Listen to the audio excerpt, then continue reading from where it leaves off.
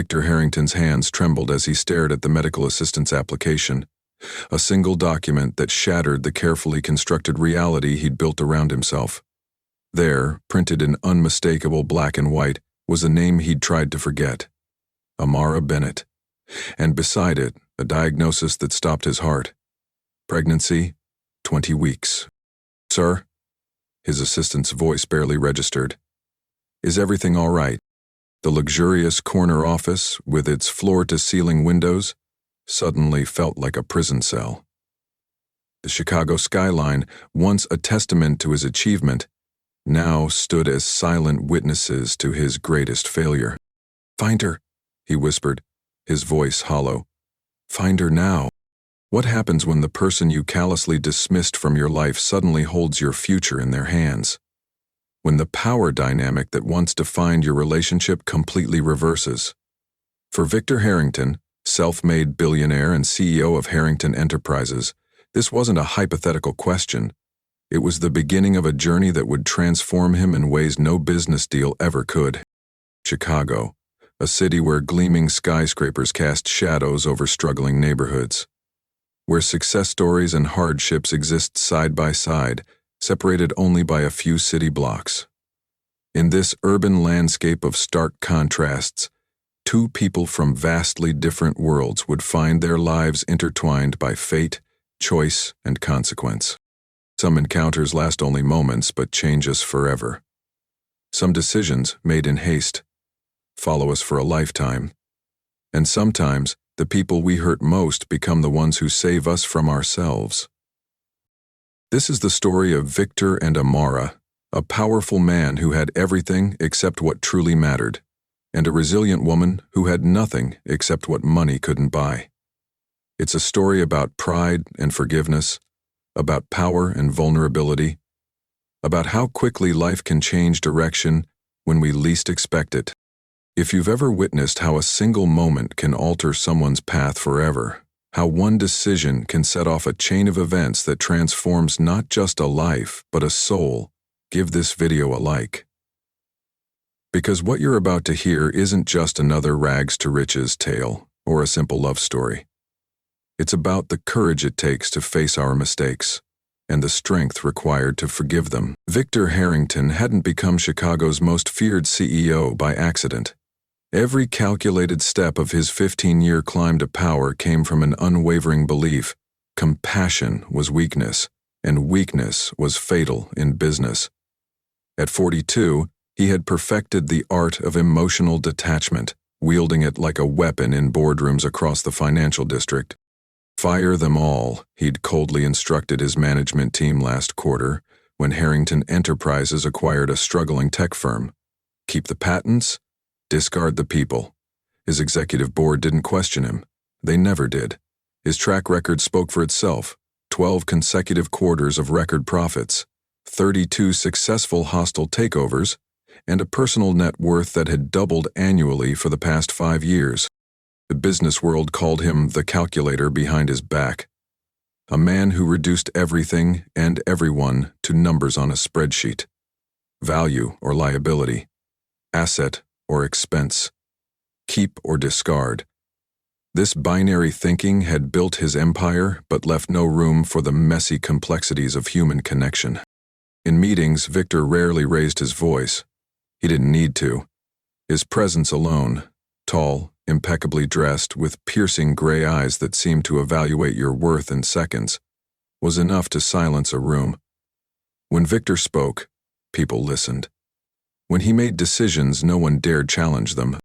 Victor's penthouse occupied the top 3 floors of the Apex, the gleaming 80-story tower his company had built as its headquarters. Floor-to-ceiling windows offered panoramic views of Lake Michigan and the city skyline. Minimalist furniture in blacks and whites populated expansive rooms, each piece selected by a high-end designer he'd hired but never bothered to meet. His morning routine never varied: a 5 a.m. workout in his private gym, a protein shake prepared by his personal chef, and a car waiting to take him to work by 6:30. Weekends meant strategic social appearances, charity galas where he wrote large checks without emotional investment, exclusive restaurants where he dined alone while taking business calls, high preferential events where his presence was noted in financial publications. Harrington Enterprises occupied 30 floors below his penthouse, a vertical kingdom he'd built from nothing. What had started as a small investment firm now controlled interests in technology, real estate, pharmaceuticals, and media. His company logo, a stylized H formed from ascending bar graphs, appeared on buildings throughout the financial district.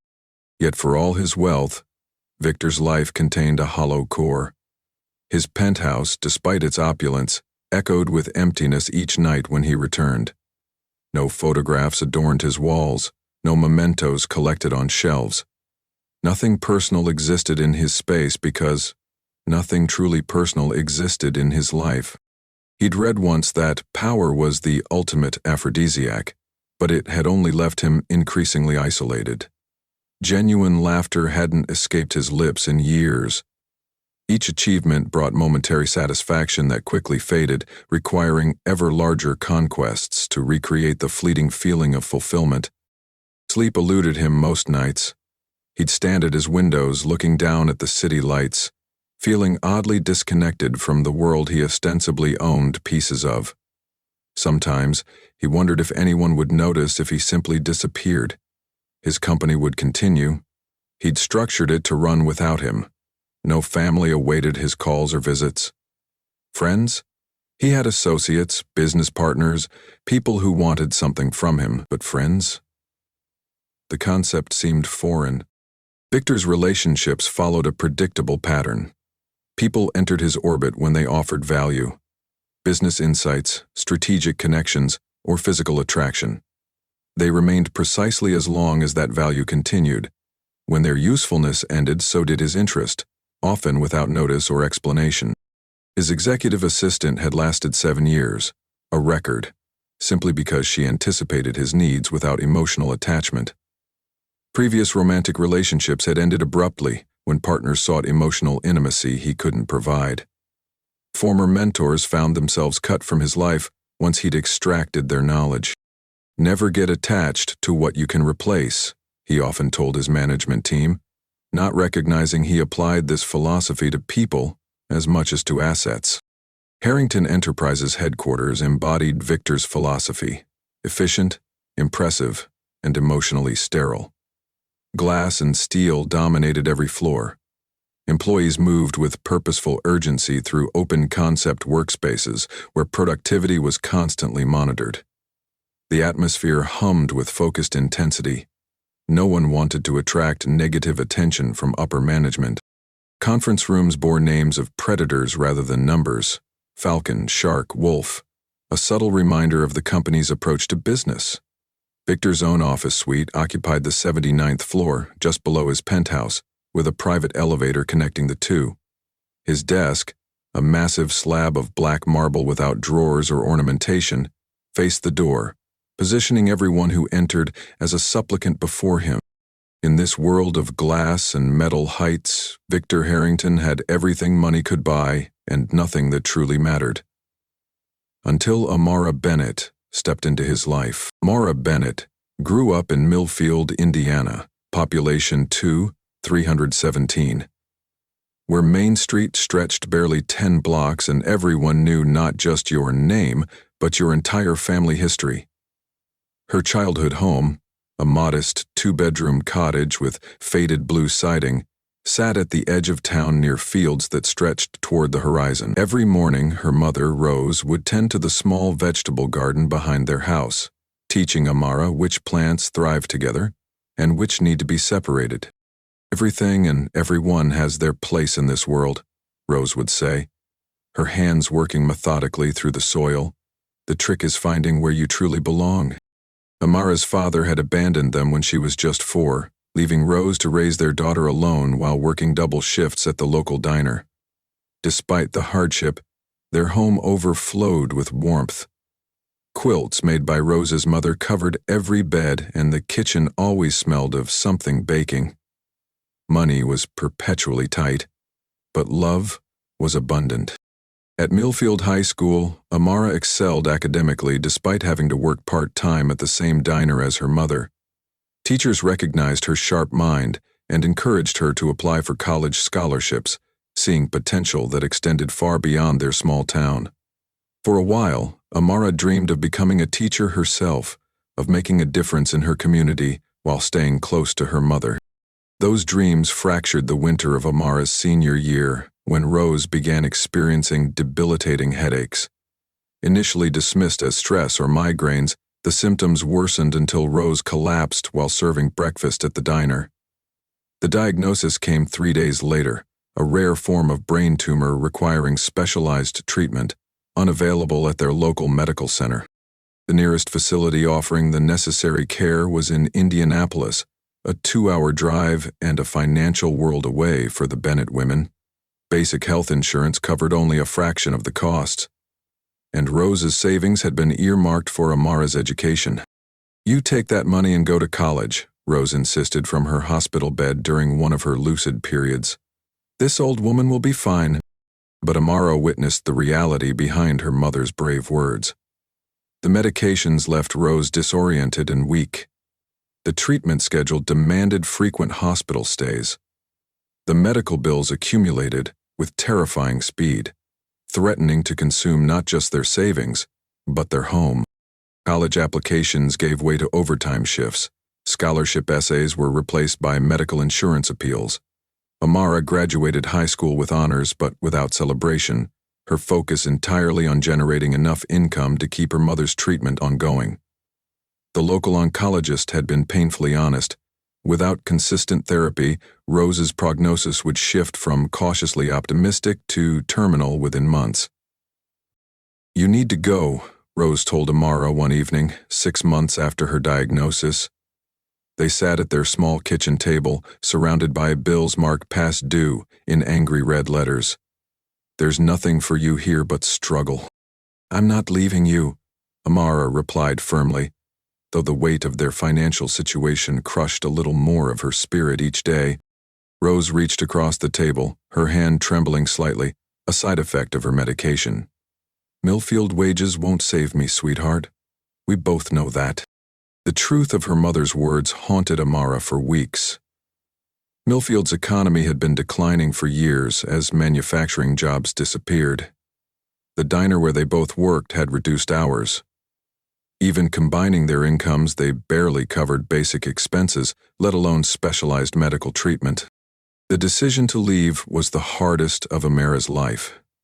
Her cousin in Chicago offered temporary housing, and research showed household staff positions in wealthy areas paid triple what she could earn in Millfield.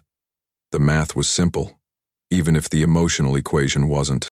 The day Amara boarded the Greyhound bus, Rose stood at the station, leaning on a cane but insisting on seeing her daughter off. "You're not abandoning me," she said, reading Amara's thoughts. "You're fighting for us both. There's courage in that." Amara pressed her forehead against the bus window as her mother's figure grew smaller in the distance. She wasn't just leaving home. She was leaving the only person who had ever truly loved her, in hopes of saving her life. Chicago's vastness overwhelmed Amara initially. The city moved at a relentless pace, indifferent to newcomers struggling to find their footing. Her high school diploma, impressive in Millfield, barely warranted consideration in urban job applications. Positions requiring no experience offered wages that wouldn't cover rent, let alone send money home for Rose's treatment. Temporary agencies offered sporadic work, cleaning offices after hours or serving at catered events. Amara took every opportunity, often working 18-hour days across multiple jobs. She slept on her cousin's couch, saved every dollar possible, and learned to navigate the city's public transportation system to avoid taxi fares. Employment agencies specializing in domestic staff offered the most promising path. Wealthy families paid premium rates for reliable household help, particularly those willing to be flexible with hours and duties. When Amara first entered the gleaming lobby of Harrington Enterprises to interview for the housekeeping position at the CEO's penthouse, The contrast between her world and this one struck her physically. The marble floors reflected light from crystal chandeliers overhead. People in tailored suits moved with purpose and entitlement, their conversations peppered with figures larger than Amara's yearly income. In this environment, human connections, the foundation of life in Millfield, seemed non-existent. No one made eye contact in the elevator. No one exchanged pleasantries in waiting areas. Value here was measured in financial transactions and status symbols, not in kindness or character. As she waited for her interview, Amara observed an executive berating an assistant over a coffee order. The young man absorbed the verbal assault without comment, his expression carefully blank. Later, she watched a maintenance worker being ignored as she held a door open for executives who passed without acknowledgement. This was a world fundamentally at odds with everything Amara had been taught to value, where people were disposable resources rather than individuals with inherent worth. Yet it was also a world that could save her mother's life, if she could adapt enough to succeed in it without compromising who she was. Margaret Winters, Victor's executive assistant for 7 years, conducted the initial interview for the housekeeping position. Unlike her employer, Margaret believed in looking beyond resumes to assess character. Something about Amara's quiet determination caught her attention. "The hours are demanding," Margaret explained, watching Amara's reaction carefully. "Mr. Harrington expects perfection. The previous 5 housekeepers lasted an average of 3 months each." Amara sat straight-backed in the chair opposite Margaret's desk. "I understand demanding. I've been working since I was 14. Perfect isn't a problem. I pay attention to details." "Why this position?" Margaret asked.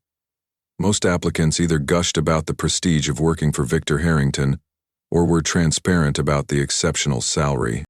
"The compensation will help my mother receive treatment she needs," Amara answered honestly. "And I work better alone, which I understand is the nature of this role." Margaret's professional mask softened momentarily. "Mr. Harrington values discretion above all. You'll have access to his private spaces but are never to disturb him. You'll receive detailed instructions each day via the household management app. Any questions?" "Just one," Amara replied. "When can I start?" Margaret hired her on the spot, a decision she would later describe as intuition. What she didn't tell Amara was that Victor had cycled through household staff so quickly that agencies now charged additional fees for placements in his home. Margaret needed someone who would last, and something told her Amara Bennett might manage what others couldn't, remaining invisible while making herself indispensable. Amara's first day at the penthouse confirmed everything Margaret had implied. The space was immaculate but sterile, like a high-end hotel suite rather than a home. Instructions arrived precisely at 8 a.m. on the tablet provided for her use. Which rooms to clean, which linens to replace, which items to restock. For 2 weeks, Amara worked without ever encountering Victor. She arrived after he left for work and departed before he returned. The only evidence of his existence came from the subtle changes she found each day: a coffee cup left on his office desk, a suit jacket draped over a chair, financial reports spread across his dining table. Their first actual meeting occurred by accident. Amara was polishing the glass wall separating the living area from the terrace when the private elevator doors opened unexpectedly. Victor strode out, focused on his phone, unaware of her presence until he nearly collided with her. "Who are you?" he demanded, clearly startled. "Amara Bennett, sir, your housekeeper. Margaret hired me 3 weeks ago." Victor studied her briefly, as if processing this information. "The place looks acceptable, continue." Without waiting for a response, he retreated to his home office. In subsequent weeks, their encounters followed a similar pattern: brief, formal, and initiated by Victor only when necessary. The temperature in the master bedroom should be set to 68 degrees, not 70. Replace the spring water brand with this one instead.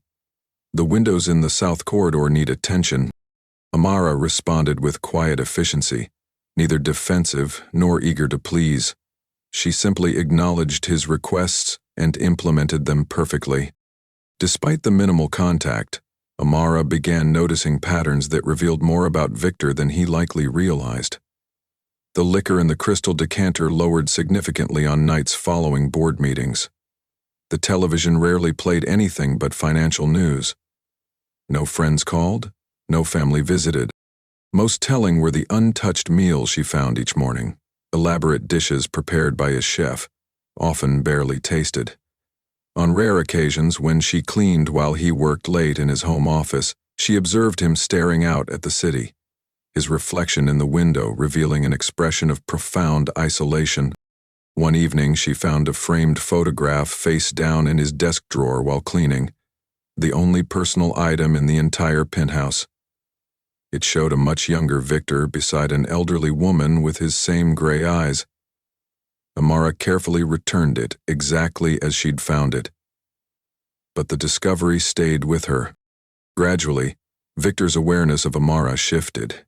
He began timing his morning coffee to coincide with her arrival. His questions evolved from terse commands to actual inquiries. Does the new arrangement of the living room furniture work better for cleaning? Is the lighting adequate in the hallway storage areas? Their brief exchanges grew marginally longer. He noticed she wore no perfume. Unlike previous housekeepers whose scents lingered unpleasantly after they'd gone. He observed her methodical approach, appreciating how she moved through rooms with quiet purpose. When an important contract was accidentally knocked to the floor, she rescued it before coffee could stain the pages. Instead of reacting with his usual harshness, Victor simply said, "Thank you." The moment was brief but charged with unexpected connection. Have you ever seen how people in power often miss the genuine connections right in front of them? How does the very success that surrounds them with people simultaneously isolates them from authentic relationships? Victor Harrington had built an empire that thousands admired, yet he'd constructed walls so high around himself that meaningful connection couldn't penetrate. Meanwhile, Amara, someone he barely acknowledged, was quietly becoming the only person who saw him not as a CEO or a billionaire, but simply as a human being living in profound solitude. Sometimes the people we overlook are the ones who see us most clearly, and sometimes our greatest weakness is failing to recognize the value of what doesn't have a price tag. The Chicago Children's Hospital benefit stood as the premier social event of the fall season. Held at the grand ballroom of the Lakeside Hotel, it attracted the city's elite, who paid $10,000, 0 cents per plate, to be seen supporting pediatric care while making business connections in a setting that dripped with excess. Victor arrived fashionably late, a power move he'd perfected over years. His entrance in a custom midnight glue Armani suit caused a subtle ripple of awareness through the crowd. The PR team had prepared him well. A $2 million 0 cents donation from Harrington Enterprises had been announced earlier that day, ensuring his place at the most prestigious table. "Victor, darling," Caroline Whitfield, the event chairwoman, air-kissed both his cheeks. "Your generosity has everyone talking." The evening proceeded as these events always did. Overly elaborate meals served on gold-rimmed china, polite applause for emotional speeches about brave children, and the real business conducted during breaks between courses. Victor navigated conversations with practiced ease, securing a promising lead on an acquisition target from a loose-lipped board member who'd had too much champagne. By 11, he'd accomplished his objectives: visibility, networking, and the tax-deductible donation his accountants had recommended. Yet as he watched couples swirling across the dance floor, a strange restlessness overtook him. The champagne he'd been drinking to tolerate the tedious small talk had left him feeling oddly disconnected from the performative philanthropy around him. The car service delivered him to his building shortly after midnight. Victor dismissed his driver with a wave, ignoring the man's concerned glance as he swayed slightly, exiting the vehicle. The night doorman rushed to assist him, but Victor brushed past with a curt nod. Inside his private elevator, He loosened his bow tie and leaned against the wall, closing his eyes as the car ascended 80 floors in perfect silence. The champagne, followed by several glasses of scotch, had left him more intoxicated than he'd been in years. The controlled precision with which he normally moved through life had frayed at the edges. When the elevator doors opened to his penthouse, Victor was surprised to find lights still on. He checked his watch, 12:47 a.m. The household staff should have departed hours ago. Irritation flashed briefly, then faded as he walked unsteadily into the living room. He found Amara there, carefully dusting the glass cabinet where he displayed awards and mementos. She turned at the sound of his footsteps, clearly startled to see him. "I'm sorry, Mr. Harrington," she said quickly, setting down her clothes. "The caterers for tomorrow's breakfast meeting made a mess preparing the kitchen. I stayed to make sure everything was ready for the morning." Victor waved away her explanation, collapsing onto the leather sofa. "Carry on." He closed his eyes, the room spinning slightly around him. Instead of continuing her work, Amara disappeared into the kitchen, returning moments later with a glass of water and 2 aspirin, which she placed on the coffee table beside him. "You might need these, sir." Victor opened his eyes, genuinely surprised by the gesture. No one in his organization would dare acknowledge his impaired state, let alone offer assistance for it. "Thank you," he said, the words feeling rusty from disuse. He took the pills and drank the entire glass of water. "Would you like me to call for your driver to help you to your room?" she asked.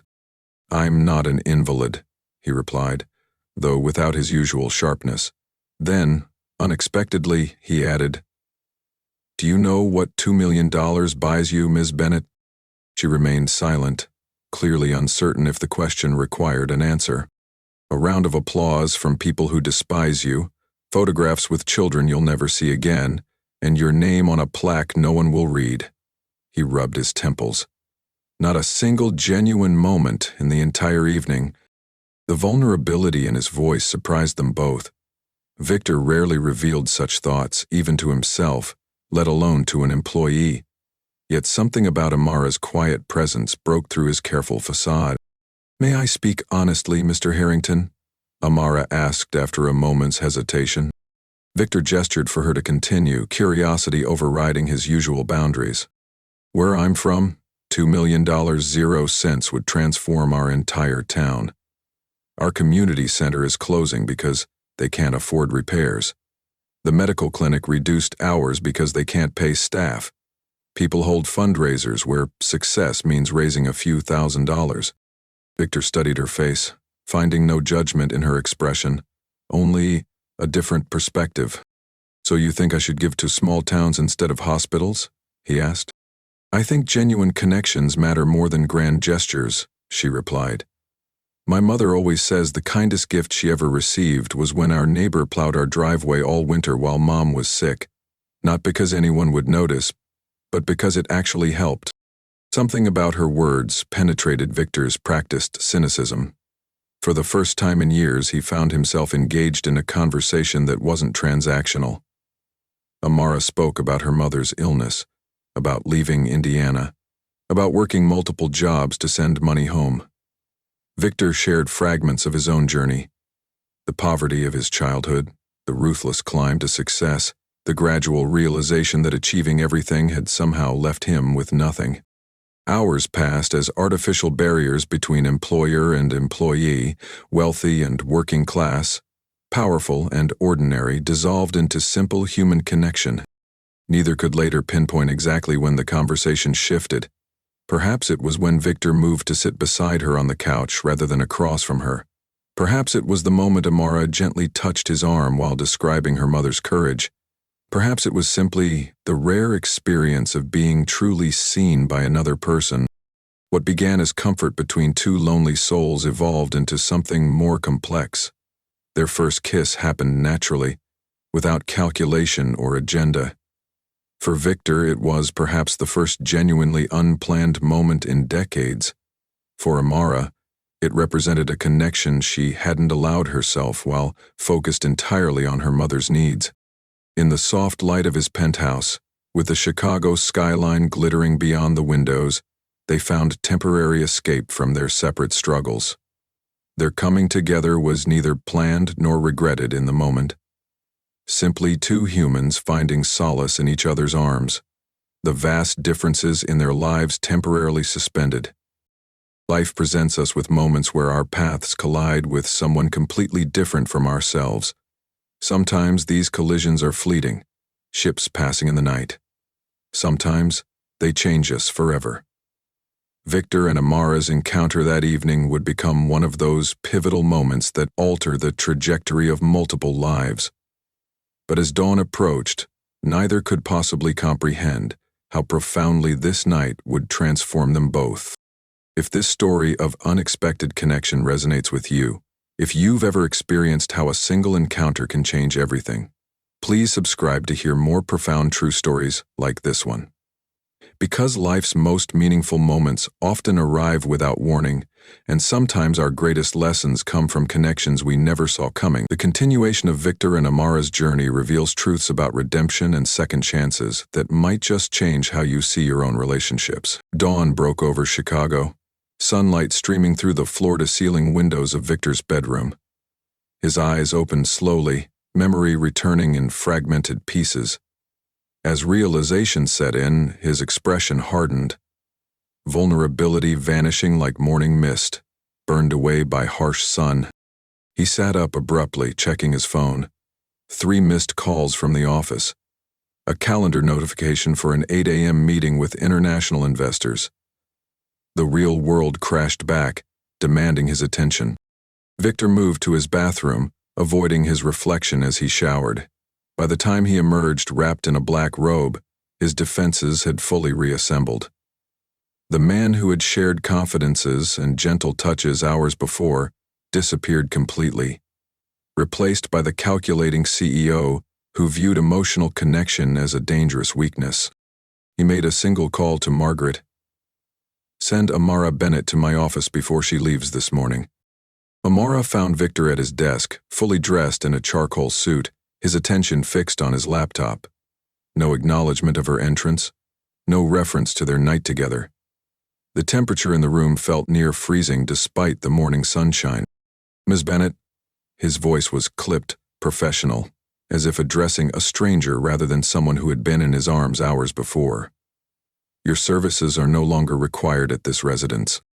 She stood perfectly still, the shock registering only in her slightly widened eyes. "I've notified the agency.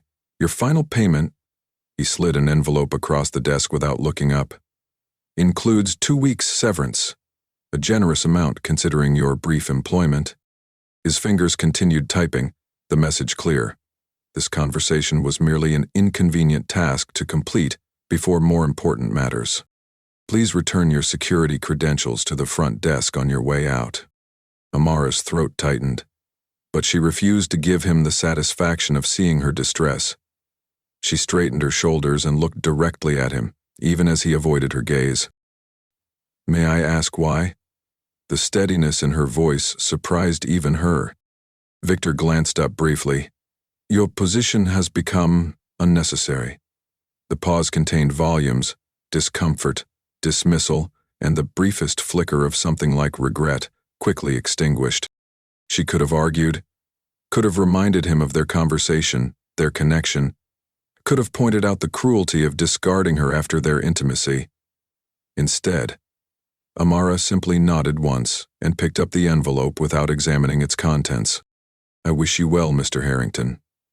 No sarcasm colored her words, only quiet dignity that somehow felt like judgment. The private elevator that had intimidated her on her first day now felt like a glass cage. Amara kept her expression neutral until the doors closed, then leaned against the wall, allowing herself 3 deep breaths, no more, to contain the emotions threatening to overwhelm her. She walked through the lobby with her head high, ignoring curious glances from security staff who rarely saw household employees using the main entrance. Outside, morning sunlight felt harsh and exposing after the tinted windows of Victor's world. Only when she reached the relative privacy of a nearby park did Amara open the envelope. The amount was indeed generous, enough to cover 3 months of her mother's treatments. The practicality of this fact collided with the hurt of her dismissal, creating a confused tangle of relief and betrayal. A text from her mother lit up her phone. "How's work today, sweetheart?" The simple question cracked her composure. Tears she had refused to shed in Victor's presence finally fell, hot and silent, as business people hurried past, oblivious to her pain. In the following days, Amara retreated from the few connections she had made in Chicago. Her cousin noticed her subdued demeanor, but attributed it to homesickness rather than heartbreak. When the employment agency called with another potential position, she declined without explanation. She sent money to her mother, fabricating stories about her continuing employment. The lie weighed heavily, but telling the truth, that she had been intimate with her billionaire employer and then immediately discarded, felt impossible. Amara took temporary housekeeping shifts at hotels, avoiding private residences entirely. She stopped answering calls from acquaintances, preferring solitude to questions she couldn't answer honestly. Her world contracted to a simple routine: work, sleep, send money home. Repeat. Each night as she lay in her cousin's spare room, staring at the ceiling, Amara replayed that night in the penthouse. Not the intimacy, but the conversation before it. She had glimpsed the human beneath Victor's armor, only to discover that seeing his vulnerability was apparently an unforgivable transgression. The lesson seemed clear. In the world of the powerful, authentic connection was a liability to be eliminated. April turned to May in Chicago, bringing unpredictable weather that matched Amara's tumultuous emotions. Some days dawned bright with possibility. The severance payment had bought her mother 3 additional months of treatment, a precious gift of time. Other days brought storms of doubt that drenched her spirits and left her questioning every choice. Amara moved out of her cousin's apartment 2 weeks after losing her position with Victor. The cramped living arrangement had grown increasingly uncomfortable as her cousin's probing questions about the abrupt job change went unanswered. Using a portion of her severance, Amara rented a studio apartment in a modest building on the city's west side, far from the gleaming skyscrapers of downtown and the painful memories they contained. Her new neighborhood offered anonymity. No doormen remembered her as Mr. Harrington's housekeeper. No luxury cars reminded her of the world she'd briefly touched. Her apartment was small but clean, with a single window overlooking a community garden where elderly residents tended vegetables in carefully marked plots. Each morning, Amara called her mother, maintaining the fiction of her continued employment at a nice penthouse downtown. Each night, she calculated and recalculated her finances, stretching dollars as far as possible while searching for stable work. The remaining severance would last perhaps 2 months at her current burn rate. A ticking clock that haunted her sleep. May's job search proved disheartening. The premium housekeeping agencies that catered to Chicago's elite all worked with a tight network of references. Without a recommendation from her previous employer, and unwilling to contact Victor for one, Amara found herself locked out of the high-paying positions she needed. "Your resume shows a 3-week gap," one agency representative noted during an interview. "Why did you leave your position with Mr. Harrington?" "He wasn't a good fit," Amara replied, the half-truth bitter on her tongue. The woman's raised eyebrow spoke volumes. In the insular world of domestic staff for the ultra-wealthy, such vague explanations raised red flags. Without saying it directly, the message was clear. References mattered, and Amara lacked the crucial one. She expanded her search beyond housekeeping, applying for retail positions, restaurant work, even overnight cleaning crews for office buildings. Each application met the same response: overqualified for minimum wage positions, underqualified for anything that paid enough to cover her needs and her mother's medical bills. By June, Amara accepted a position cleaning hotel rooms at the Lakeview Inn, work that paid barely above minimum wage but offered flexible hours. She supplemented this income with evening shifts at a coffee shop near her apartment, working 16-hour days that left her physically exhausted but mentally restless. The first morning Amara woke feeling nauseated. She blamed the previous night's discount grocery store sandwich. When the nausea returned the next day, she attributed it to exhaustion from her grueling schedule. By the third consecutive morning of rushing to the bathroom, a different possibility began to form in her mind. Other symptoms followed with quiet persistence. Unusual fatigue that coffee couldn't combat. Tenderness that made her hotel housekeeping uniform uncomfortable. Food aversions that transformed once favorite meals into triggers for immediate nausea. A missed period might have been explained by stress, the human body's response to emotional turmoil, but when a second month passed without her cycle, the pattern became impossible to ignore. Standing in her tiny bathroom one morning, staring at her reflection in the mirror, Amara confronted the growing probability that her life was about to change in ways she hadn't planned. The community health clinic waiting room buzzed with conversations in multiple languages. Amara sat quietly among families with fussy children, elderly patients with oxygen tanks, and teenagers seeking confidential care. Her appointment, scheduled during her precious 4-hour break between jobs, took an additional 40 minutes beyond the assigned time. The examination room felt too bright, too sterile, as she described her symptoms to Dr. Patel, a kind-eyed woman who listened without judgment. "When was your last intimate encounter?" the doctor asked gently. "About 10 weeks ago," Amara answered. "Just once." After a physical examination and blood work, Dr. Patel returned with results that confirmed what Amara had begun to suspect. "You're pregnant," she said simply. Then, after studying the ultrasound monitor with focused attention, she added words that caused Amara's world to shift on its axis. "And I'm detecting 2 heartbeats. You're carrying twins." The bus ride home from the clinic stretched into eternity as Amara's mind raced through impossible calculations. Twins. 2 children. Double the responsibility, double the expenses, double the challenge of raising them alone. For 3 days, she moved through her work routines mechanically while internally debating whether to contact Victor. Each option presented impossible complications. Telling him meant re-entering his world, facing the man who had dismissed her without a second thought.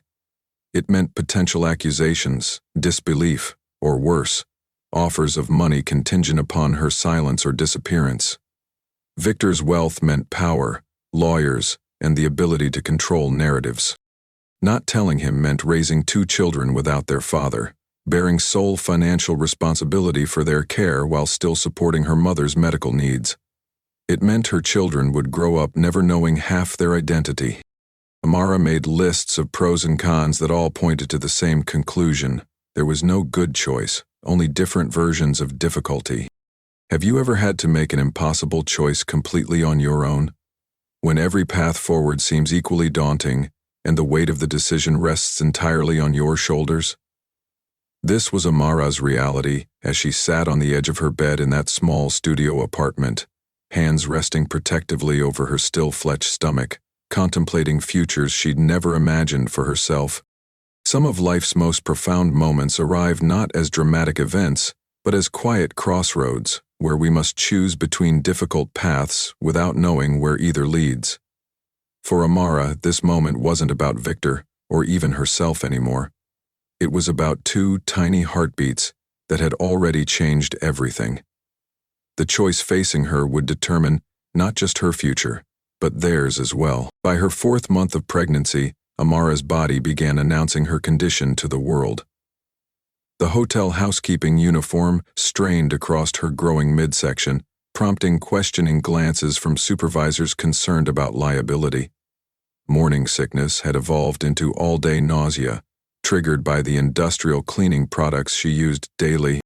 "You need to take more breaks," Dr. Patel advised, during Amara's monthly checkup at the community clinic. "Twin pregnancies are high risk. Your blood pressure is elevated." But breaks meant fewer hours, and fewer hours meant less money. Already her carefully constructed budget was faltering.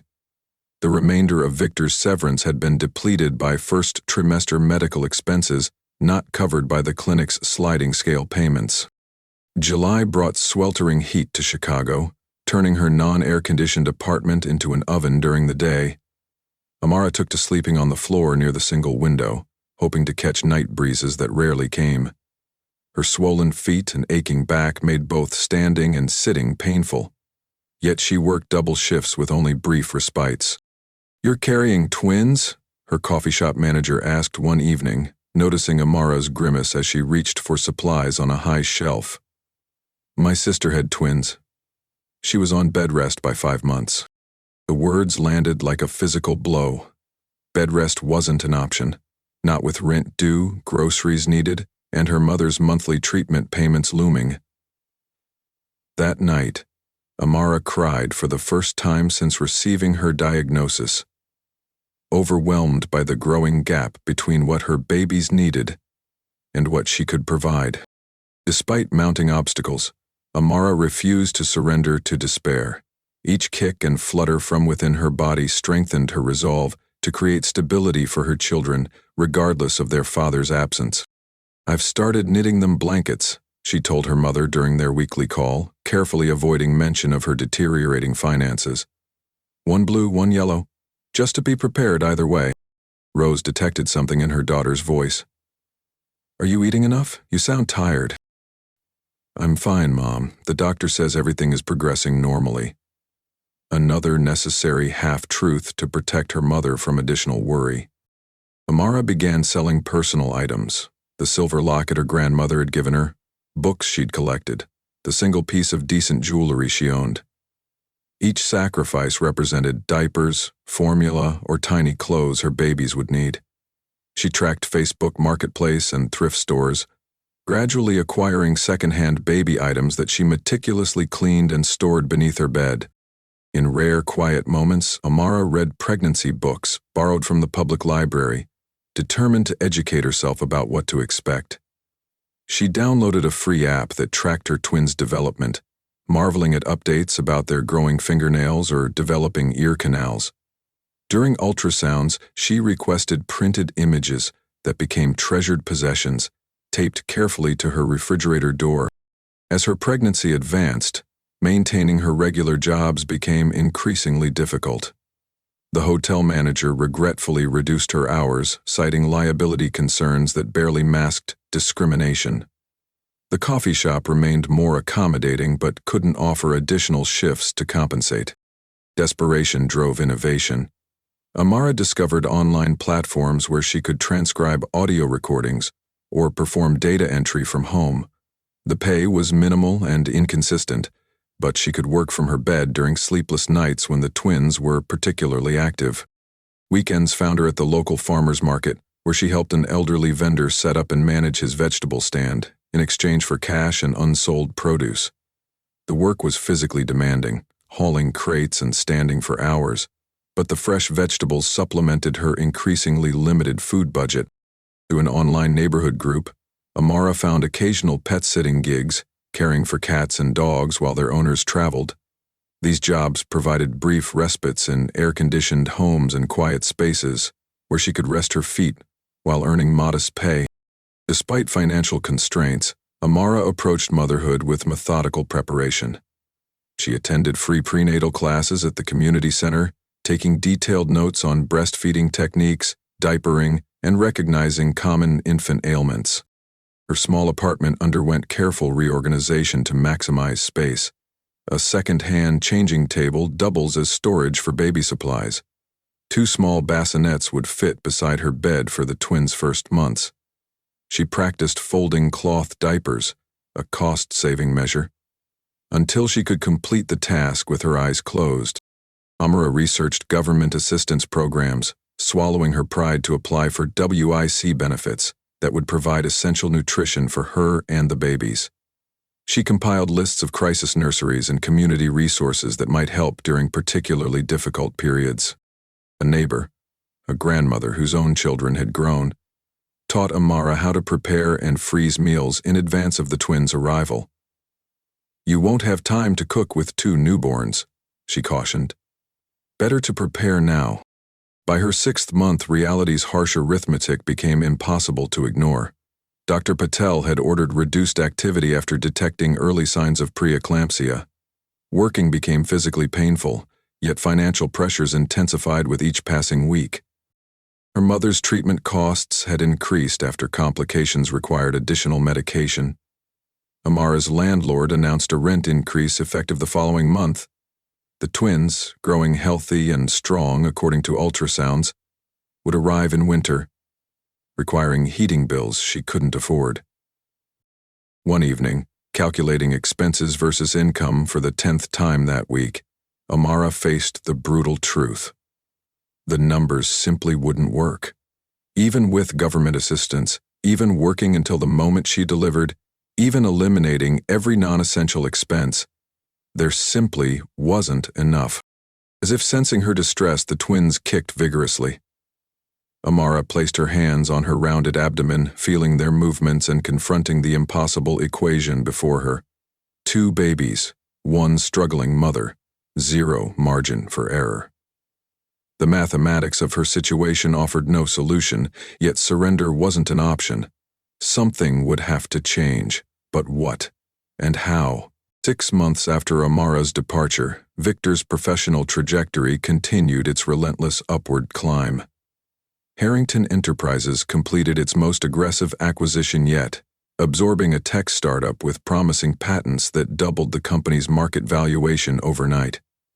Financial publications featured him on their covers, labeling him the architect of modern business and Chicago's king of capital. Board meetings that once required careful persuasion now resembled coronations, with members unanimously approving his vision. Competitors who had once challenged him now sought alliances, fearful of his growing influence in multiple industries. His personal wealth increased by 8 figures in a single quarter. Yet inside his meticulously designed penthouse, Victor found himself increasingly restless.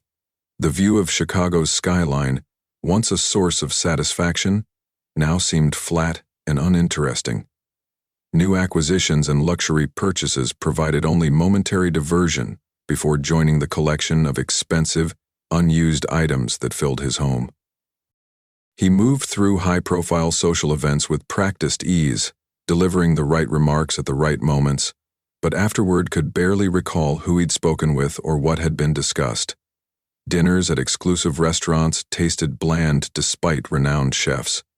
Weekends stretched emptily before him, time becoming an adversary rather than an asset. "Is everything to your satisfaction, Mr. Harrington?" his new housekeeper would ask, maintaining the professional distance he demanded. "It's adequate," he would reply, though nothing felt satisfying anymore. An unfamiliar sensation had taken root in Victor since spring, a vague discomfort that followed him through his days. Initially, he attributed it to stress from the recent acquisition. When it persisted, he blamed poor sleep quality and ordered an even more expensive mattress. When that failed to resolve the feeling, he consulted his doctor, who found him in perfect physical health. The sensation defied his usual analytical approach to problems. It wasn't quite anxiety, nor was it physical pain. It manifested as a persistent awareness of something incomplete. A calculation with missing variables. A conversation abruptly ended. During board meetings, it would surface unexpectedly, causing him to lose his train of thought mid-sentence. In quiet moments at his desk, it would intensify until he was forced to stand and pace, seeking distraction and movement. At night, it transformed into vivid dreams he couldn't quite remember upon waking, only the lingering impression of something important left undone. Victor found himself recalling fragments of conversation from months ago. "The kindest gift she ever received was when our neighbor plowed our driveway all winter while Mom was sick. Not because anyone would notice, but because it actually helped." The memory of Mara's voice describing genuine kindness haunted him without clear reason. Her perspective had briefly illuminated something he'd never considered, that the impact of actions mattered more than their visibility or recognition. This insight now troubled him, suggesting that his carefully constructed value system might be fundamentally flawed. For the first time in decades, Victor began questioning the metrics by which he measured success and worth. The resulting uncertainty felt like vertigo, a disorienting loss of the fixed points that had guided his ascent. October brought the annual review of Harrington Enterprises Charitable Foundation, a tax-advantaged vehicle Victor had established years earlier on his accountant's recommendation. Typically, he delegated the paperwork entirely to his staff, signing whatever they placed before him with minimal attention. This year, seeking distraction from his persistent unease, Victor decided to personally review the applications for medical assistance, the foundation's newest initiative designed to generate positive press coverage after a controversial layoff at one of his companies. Late one evening, working alone in his office, Victor skimmed through applicant profiles prepared by his foundation director. Most followed predictable patterns: working-class families overwhelmed by catastrophic diagnoses, retirees with inadequate insurance coverage, young adults with chronic conditions. Midway through the stack, a name caught his attention: Amara Bennett. The familiar letters caused him to stop, momentarily certain he'd misread. But there it was. Her name, alongside a Chicago address he didn't recognize. The application included basic medical information: pregnancy, twins, 20 weeks. High risk due to developing preeclampsia, limited income, no insurance coverage. Mother also requires ongoing cancer treatment. Victor stared at the page, processing the information with growing disbelief. The application date indicated she was approximately 6 months pregnant. A simple calculation confirmed what he already knew. The timing aligned perfectly with their night together. "Find me everything on Amara Bennett," Victor instructed his assistant the next morning. "Current employment, living conditions, medical records, everything." Margaret raised an eyebrow at the unusual request, but asked no questions. By afternoon, she delivered a comprehensive report that painted a disturbing picture. Amara worked multiple part-time jobs despite her high-risk pregnancy. She lived in a studio apartment in a declining neighborhood. Her prenatal care consisted of monthly visits to a community clinic. Her mother's cancer treatment consumed nearly half her income. The report included medical notes from Dr. Patel, recommending reduced work hours and bed rest, medical advice Amara clearly couldn't afford to follow. Recent test results showed concerning blood pressure readings and early warning signs of complications that could endanger both her and the twins. Victor read the report 3 times, each review intensifying his shock. The abstract concept of Amara's pregnancy transformed into a concrete reality. She was carrying his children while struggling to survive on minimum wage jobs because he had discarded her from his life without a second thought. The twins were due in January, barely 3 months away. Ultrasound images included with her assistance. Application showed 2 distinct profiles, already recognizably human. His children, growing inside a woman who had every reason to hate him. For the first time in his adult life, Victor Harrington found himself facing a situation money couldn't simply fix. The realization struck him with physical force, causing him to dismiss his assistant and cancel meetings for the remainder of the day. Alone in his office, he confronted truths he'd spent a lifetime avoiding. His pattern of using people and discarding them had created actual harm. His actions had consequences beyond business balance sheets. The calculated efficiency with which he'd removed Amara from his life now revealed itself as profound cruelty. The gnawing discomfort that had plagued him for months suddenly had a name: guilt. Not the abstract concept he'd dismissed as weakness, but a visceral recognition of his failure as a human being. The metrics of success he'd valued, wealth, power, control, seemed hollow against the reality of Amara's struggle and the lives she carried. Victor faced a fundamental question that challenged his entire identity. Who was he beyond his money and power? And more urgently, what would he do now? Stories of transformation rarely happen in an instant. They occur in pivotal moments when we're forced to confront the gap between who we are and who we should be. Victor Harrington stood at exactly such a crossroads.